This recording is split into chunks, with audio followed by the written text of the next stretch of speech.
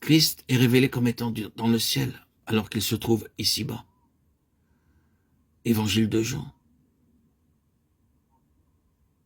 Le Fils qui est ici-bas en chair et en même temps dans le ciel. Il y a l'union des deux sphères. Tandis qu'il est ici-bas, il est toujours dans le ciel, alors qu'il se trouve dans le temps. Il est toujours dans l'éternité. Personne n'est monté au ciel si ce n'est celui qui est descendu du ciel, le Fils de l'homme, qui est dans le ciel. Jean 3, 13. C'est l'homme céleste tel qui nous est présenté par Jean. Christ sur terre et en même temps toujours dans le ciel. Or, en Christ, cela devient vrai de l'Église et est vrai de chaque membre de l'Église. En Christ, nous sommes ici-bas et en même temps dans le ciel. Nous sommes dans le temps, mais également dans l'éternité.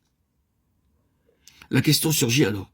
Comment ceci se peut-il? C'est une déclaration qui a besoin d'une explication.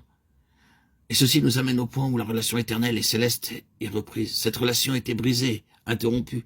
En Christ, en tant qu'homme représentatif, elle est reprise. Avec lui, elle n'a jamais été interrompue. L'interruption concernait l'homme, mais par l'union avec Christ, cette relation dans une plus pleine expression. Cependant, est reprise, restaurée pour l'homme. Et quel est le point où cette reprise a lieu? C'est ce qui est connu parmi nous comme étant la nouvelle naissance, ou la naissance d'en haut. La vie éternelle est sa loi et sa source principale. Deux choses étaient évidemment reliées dans la pensée juive. C'était premièrement le royaume des cieux, deuxièmement la vie éternelle. Nicodème a demandé ce qu'il devait faire pour entrer dans le royaume des cieux. Un autre dirigeant, probablement de la même école que Nicodème, et peut-être du même rang, a posé cette question. « Maître, que dois-je faire pour hériter la vie éternelle ?» Luc 10, 25.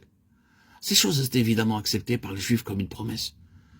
Le Seigneur Jésus a reconnu cela et s'est référé à cette espérance quand il a dit « Vous sondez les Écritures parce que vous pensez avoir en elles la vie éternelle. » Jean 5, 39. Il y avait une recherche de la vie éternelle, une espérance, un espoir de vie éternelle. Une persuasion que la vie éternelle était une promesse devant être réalisée. Ces deux choses étaient liées ensemble dans leur pensée. Christ associe cet espoir avec lui-même et dit au sujet du témoignage des Écritures, ce sont elles qui rendent témoignage de moi. À ceux qui peuvent le recevoir, il indique qu'il est lui-même le chemin ou l'échelle qui mène au ciel. Le moyen nécessaire d'y parvenir.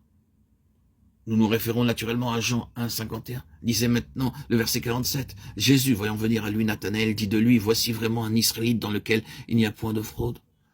Voici un Israélite pur. Que pouvez-vous dire à un Israélite pur qui recherche le royaume des cieux et la vie éternelle, à un homme qui est vrai, à un homme qui est honnête?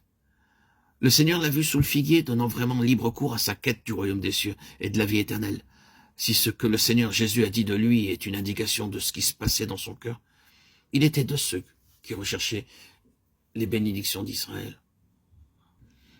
Car c'est là que l'Éternel envoie la bénédiction, la vie pour l'éternité. Et c'est la bénédiction d'Abraham. Notez ce qui est dit au psaume 133, car c'est là que l'Éternel envoie la bénédiction, la vie pour l'éternité. Ainsi, vous voyez que ce qu'il recherchait était la bénédiction, qui avait ces deux aspects, le royaume des cieux et la vie éternelle.